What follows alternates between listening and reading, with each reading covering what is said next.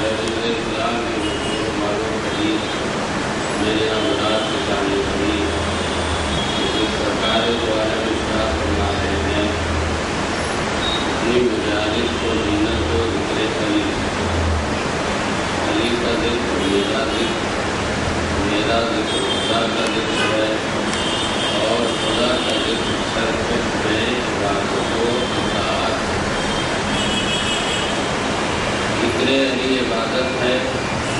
یہ کون کہہ رہا ہے؟ پیغمبر اسلام. یہ کون کہہ رہا ہے جو کہا ہے یاسین؟ یہ کون کہہ رہا ہے جو خاتم الانبیاء؟ یہ کون کہہ رہا ہے جو کائنات کا سردار؟ وہ ارشاد فرما رہا اپنی مجالس سنت و علی کے ذکر. اور آج جس علی کی شہادت ہے اس کا نام نامی ہے امام علی النقی علیہ السلام.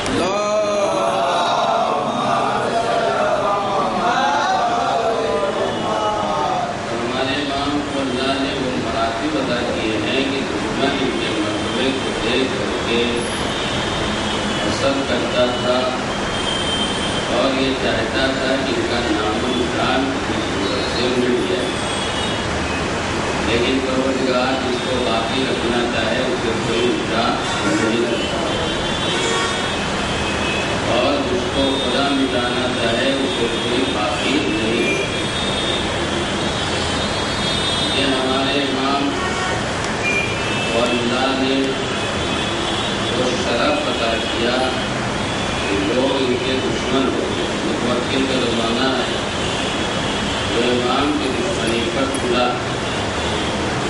لیکن ایک وقت متوکل کے اوپر ایسا بھی آیا کہ اس نے اس کو زہر دے دیا گیا.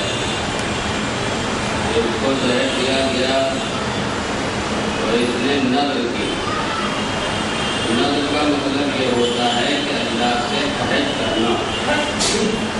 یعنی 3 قسم ہے. آپ جو منت مانتے ہیں اس میں اگر اس طریقے سے مانتے تو منت آپ کے لیے واجب ہے. مثلا میں نظر کرتا ہوں میرا یہ کام ہو جائے گا میں 2 رکعت نماز پڑھوں گا. تو آپ کا کام ہو گیا کہ یہ نظر جو آپ نے کی ہے یہ واجب. دوسرے ہے عہد.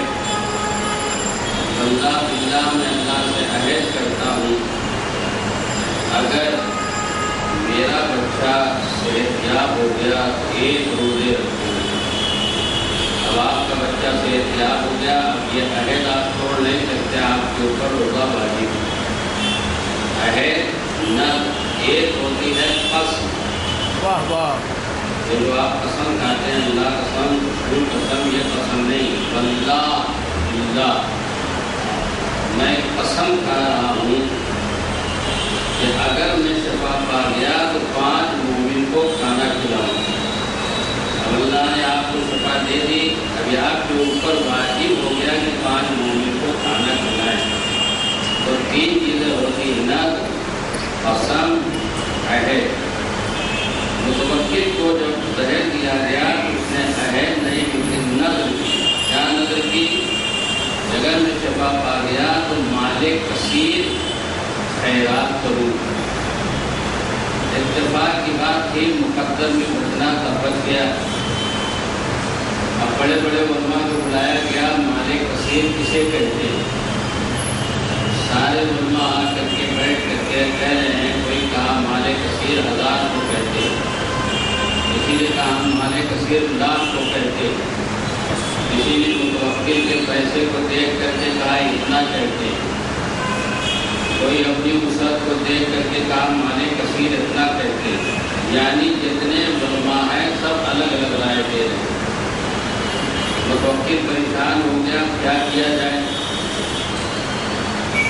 تو اس نے دیکھا کہ اب یہ کوئی چارہ نہیں ہے. تو آخرکار ہمارے امام کو بلایا اور 10ویں امام امام علی النقی علیہ السلام سے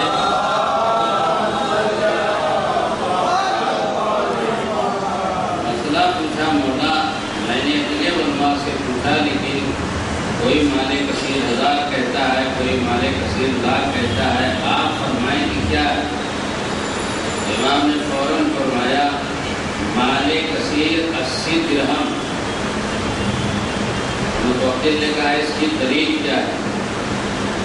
تو 10ویں امام نے فرمایا اس کی دلیل یہ ہے کہ قرآن مجید میں پروردگار عالم نے 80 مقام پر اپنے رسول کی نصرت اور مدد کی ہے.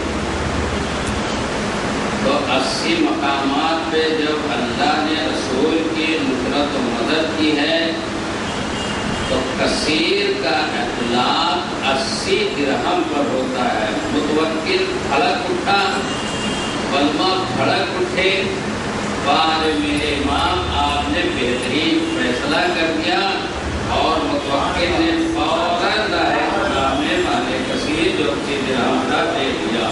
صلوات پڑھیں محمد.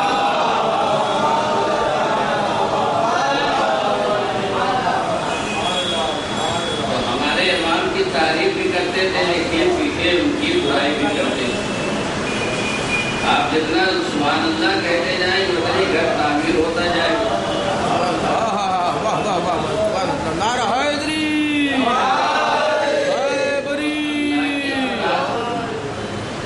آئیے بہترین چیز میں آپ حضرات کی خدمت میں عرض کرنا چاہتا ہوں اور اس کو پڑھ بھی چکا ہوں، لیکن یہاں آج پڑھ کر کے بتانا چاہتا ہوں. اس سے پہلے بھی پڑھا ہوگا لیکن آج چونکہ امام کی شہادت کی تاریخ اور امامگی سے بات منسوخ بھی ہے. بادشاہ روم نے خلیفہ وقت کو لکھا، میں نے انجیل میں پڑھا ہے جس سورے میں 7 حرف نہیں ہوں گے وہ 7 حرف کون کون ہے سنیں؟ سے، جیم، سے، شین، سو، فے. یہ 7 حرف ایسے ہیں کہ جس سورے میں نہیں ہوں گے وہ سورے کی تلاوت کرے گا وہ جنت میں جائے گا. میں نے اپنی انجیل میں پڑھا. اس کے بعد میں نے توریت پڑھی، زبور پڑھی، اس میں مجھے کہیں نہیں ملا. آپ اپنے قرآن میں دیکھیے شاید ایسے لفظ مل جائیں، ایسا سورہ مل جائے جس میں یہ 7 حرف نہ ہو. آج جو خلیفہ وقت پاس سے سوال آیا انہیں بڑے بڑے علماء کو بلایا، سارے علماء آ کر کے بیٹھ گئے اور بیٹھ کر کے ہر ایک سوچ رہا ہے قرآن مجید کا کون سا سورہ ہے، لیکن کوئی اس منزل تک پہنچ نہیں پا رہا. ہر آدمی ہر عالم پریشان ہو گئے. پھر خلیفہ وقت نے جب دیکھا کہ یہ کام نہیں ہو پا رہا ہے تو وہی میں کہا کرتا ہوں کہ جب انسان در در کی ٹھوکر کھا لیتا ہے تب در مولا کائنات یا علی کے در پہ آتا ہے، تب مشکل کشا کا در یاد آتا ہے. اسی لیے تو ہم کہتے ہیں وہ جو گردوں کو تھام لیتے ہیں ہم انہیں کا تو نام لیتے ہیں. آپ اپنوں کو دیجیے آواز کیوں تکلف سے کام لیتے ہیں.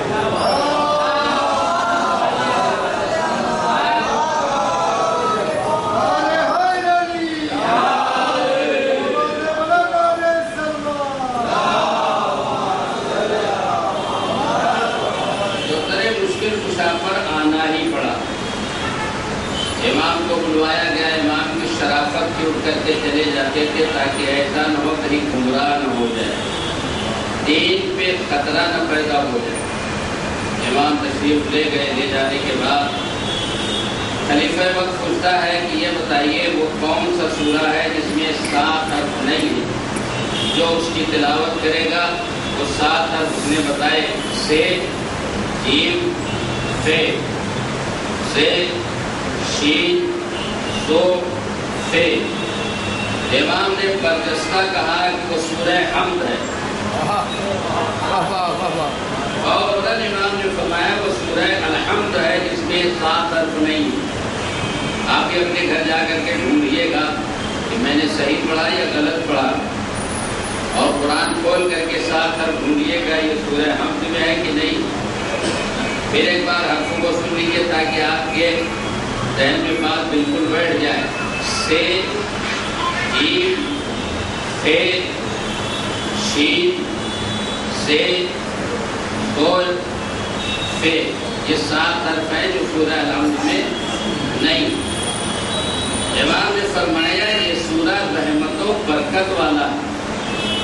اللہ نے اسی لیے یہ حرف اس سورے میں نہیں رکھے.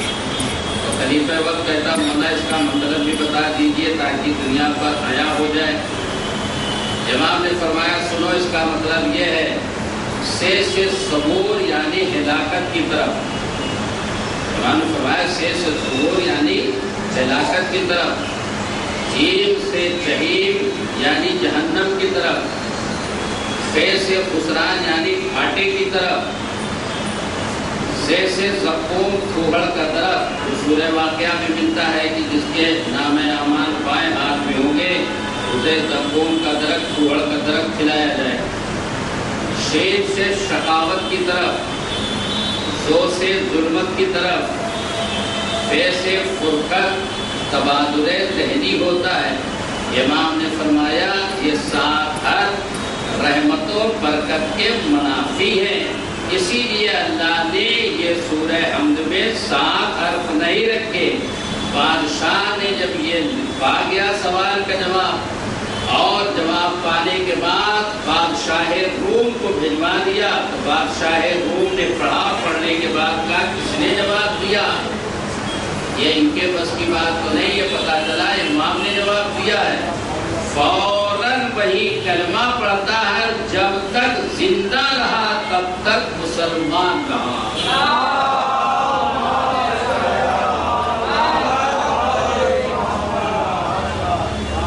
یہ ہے میرے امام کی عظمت. یہ ہے میرے امام کا علم. ہمارے امام کو دنیا نے ذلیل بھی کرنا چاہا وہ بھی سن لیجئے اس لیے کہ وقت بہت کم میرے پاس رہتا. 15 منٹ ہو گئے ہیں اور اسے بھی مسائل بھی ہے اسے بھی فضائل بھی ہے. لیکن وہ سن لیجئے.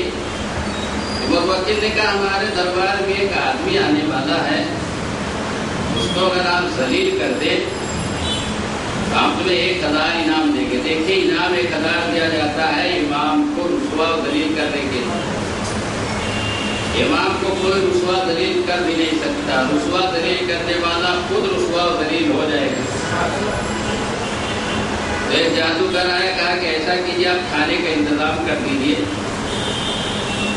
میں یہ کام کر دوں. متوکل نے کھانے کا انتظام کرایا. میرے امام کو بلایا گیا. امام تشریف لائے. دسترخوان اور کھانا چن دیا گیا. امام بھی کھانے پر بیٹھے اور جادوگر بھی بیٹھا. امام نے جیسے ہی لقمہ اٹھایا اس نے اپنے جادو سے اڑایا. مولا یہ آپ کے اوپر جادو نہیں چل سکتا اس کا. امام نے فرمایا ہم نے اجازت دی ہے لیکن اس میں کتنی طاقت یہ اپنا کام کر دے. بنا بتائیں امام کے اوپر کوئی حملہ کر سکتا ہے جادو کر سکتا ہے؟ میں یہی پڑھ چکا ہوں کہ مولا علی کے گلے میں جو کہتے رسی کا پھندا ڈالا کسی کی طاقت نہیں تھی کہ رسی کا پھندا ڈالو. یہ تو بشری طاقت آئی ہے پیغمبر کی وصیت کے لیے صبر کرنا ورنہ علی کے گلے میں رسی کا پھندا کوئی نہیں ڈال سکتا. تو امام نے دوسری مرتبہ لقمہ اٹھایا پھر اس نے جادو سے اڑایا. اب مجمع میں ہنسی شروع ہو گئی. تیسری مرتبہ پھر اڑایا تو کہا لوگ ہنس رہے ہیں. بھائی امام نے ایک مرتبہ دیکھا قالین پہ شیر کی تصویر بنی ہوئی. وہ تصویر بنی ہوئی تھی. امام نے دیکھ کر کے کہا کیا دیکھتا ہے؟ اس دشمن سے ازلی کو مجسم ہو کر کے نکل جا. امام کے لبوں سے جملے نکلنے تھے شیر مجسم شکل میں ہوا اور جادوگر دشمن ازلی کو نکل گیا اور پھر اپنی اصلی شکل پر پلٹ گیا. متوکل حیران و پریشان ہو گیا. کہتا مولا آپ شیر سے کہہ دیجئے یہ اس کو اگل دے. امام نے فرمایا اگر موسیٰ کے عصا نے سانپوں کو اگل دیا ہوتا تو میرا شیر بھی دشمن ازلی کو اگل دیتا.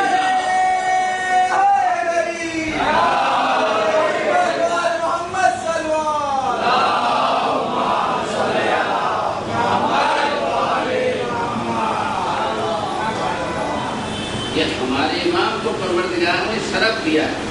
لیکن انسان جب دیکھتا ہے کہیں کسی آدمی سے اور اس کی بلندی بڑھتی جا رہی ہے تو آدمی رشتہ جوڑتا ہے ہمارے چچا ہیں، ہمارے بھائی ہیں، دنیا کا دستور ہے۔ 10ویں امام کی جب منزلت بڑھتی چلی گئی اور اتنی بڑھ گئی، ایک عورت پیدا ہو گئی، اس نے دعویٰ کیا میں زینب بنت علی ہوں۔ تو لوگوں نے کہا وہ زینب کا تو انتقال ہوئے بڑا عرصہ ہو گیا، یعنی میرے رسول اللہ نے دعا کہ ہر سال میں جوان ہو جاتی ہوں۔ متوکل حیران پریشان کیا کیا حیران پریشان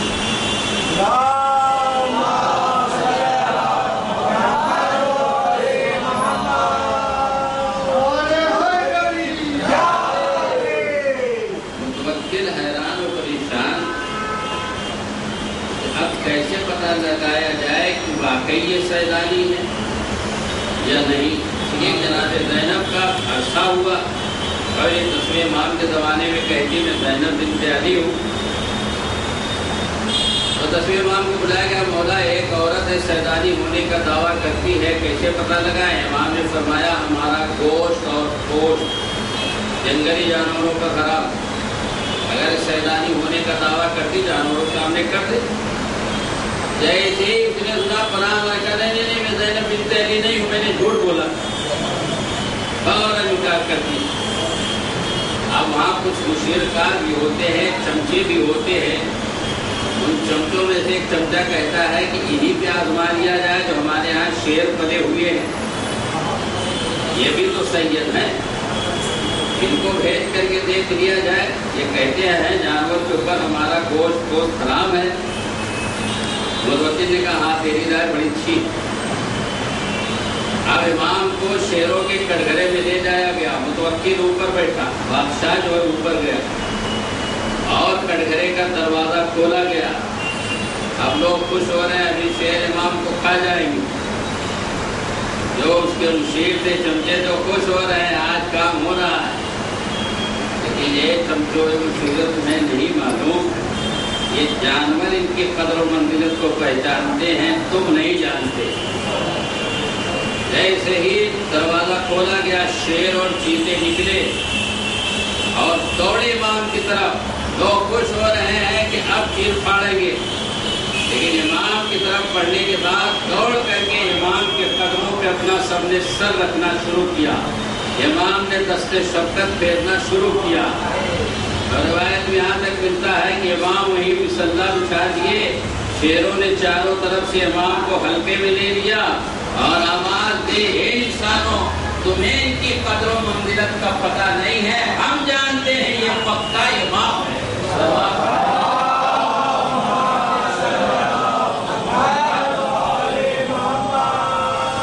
تب متوکل کو جا کر کے ہوش آیا کہ میں نے تو کچھ اور سوچا تھا، یہ کیا ہو؟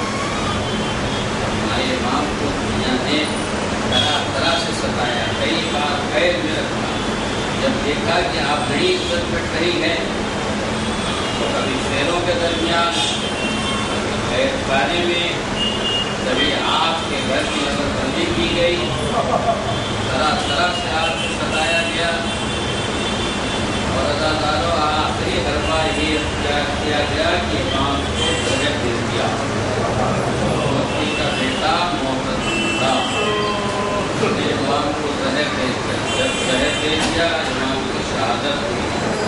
بیٹا 11واں امام موجود آئے اور آنے کے بعد اپنے بابا کو غسل دیا، کفن پہنایا، جنازہ اٹھایا۔ دارو جب باپ مر جاتا ہے، بیٹا ہوتا ہے تو باپ کا غسل بھی ہوتا ہے، باپ کو کفن بھی پہنایا جاتا ہے، باپ کا جنازہ بھی اٹھتا ہے۔ آزادارو، ایک 11ویں امام بڑے خوش نصیب آپ ہیں، آپ نے اپنے باپ کا جنازہ تو اٹھا لیا، لے جا کر کے سامرہ میں دفن بھی کر دیا، مولا آپ نے قبر برابر بھی کر دی۔ اے مولا ذرا کربلا کے میدان تک آ جائیے۔ ایک بیٹا ہے، جب 11 محرم کو باپ کے لاشے سے گزارا گیا، بازادارو سید سجاد نے دیکھ کر کے حالت متغیر ہو گئی، اب دم نکل جائے تب دم نکل جائے۔ جناب زینب نے دور سے دیکھا، ارے میرا بیٹا سجاد مر جائے گا، دوڑ کر کے آئی سجاد تم نے اپنی کیسی حالت بنا لی ہے؟ کہا اے پھوپھی اماں آپ انصاف سے بتائیے، جس کا بیٹا زندہ ہو اس کے باپ کا لاشا جلتی زمین پر اویا پڑا ہے۔ ان ظالموں نے تو اپنے پشتوں کو دفن کر دیا، لیکن میرے بابا کا لاشا جلتی زمین پر اویاں پڑا رہا۔ جناب زینب نے سمجھایا میرے لال سجاد اپنے کو سنبھالو، ابھی کوفہ و شام کی منزلیں طے کرنا ہے۔ عزادارو جناب زینب نے تو سمجھایا، لیکن جب بھائی کے قریب پہنچی ہیں تو جناب زینب کو ایک وقت یاد آ گیا جب صحن خانہ میں سو رہی تھی، ایک مرتبہ دیکھا کہ سورج نکل آیا، امام حسین چادر لے کر کے کھڑے ہو گئے اور تب تک کھڑے رہے جب تک بہن کے اوپر سورج کی کرنیں آتی رہی۔ چادر تان کے کھڑے ہیں کہ بہن کے اوپر سورج کی کرنیں نہ پڑنے پائے۔ بازارو جناب زینب اٹھی تو دیکھا میرا بھیا چادر تانے کھڑا ہے۔ بھیا حسین کہاں بہن تمہارے اوپر سورج کی کرنیں آ رہی تھی؟ بازارو جناب زینب کو وقت یاد آ گیا اور کہا وہیں جب پہنچی بھائی کی لاش کے قریب، بھیا آج زینب کے سر پہ چادر نہیں ورنہ تیری لاش پہ ڈال دیتی۔ اے میرے بھیا بہن کو معاف کر دینا۔ بازارو آخری فقرہ سن لو، رونے کے لیے کافی ہے۔ بھائی اور بہن کی محبت کتنی عظیم ہوتی ہے، لیکن عزادارو ایک بھائی اور بہن کی محبت کو اور اندازہ لگا لو جب شام میں بہن کی شہادت ہوتی ہے قید خانے میں تو بھائی غسالہ کو بلاتا ہے، یہ غسالہ میری بہن دنیا سے چلی گئی، آ کر کے تو غسل دے دے۔ غسالہ آئی، غسل دینا شروع کیا اور چیخ مار کے روتی ہوئی باہر آئی، اے میرے مولا آپ کی بہن کو کوئی مرد تھا؟ کہا نہیں، کوئی فرق نہیں۔ کہا کیوں؟ کہا جب میں کرتا لاحدہ کرنا چاہتی ہوں تو کرتے کے ساتھ ساتھ کھال بھی اوپر آنا شروع ہو جاتی ہے۔ میرے امام نے فرمایا اتنے تابعانے مارے گئے جو خون نکلا کرتے سے چپک کر کے رہ گیا۔ ایک روایت